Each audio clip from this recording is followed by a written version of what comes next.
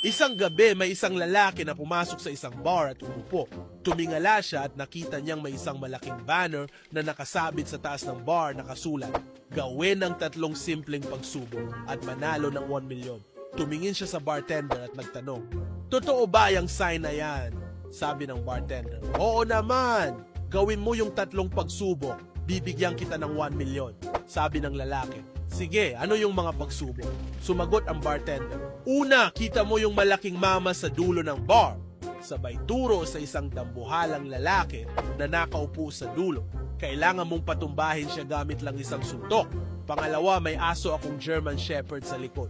May bulok siyang ngipin na kailangang bunutin mo at dapat hindi siya mawala ng malay habang ginagawa mo. Yun.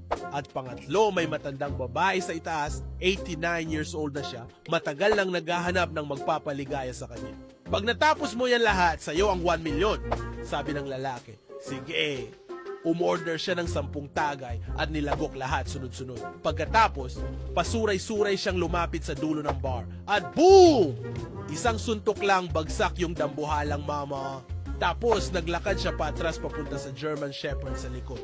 Mga 20 minutes siyang nawala at ang naririnig lang ng lahat ay sigawan, iyakan at malulupit na sigaw.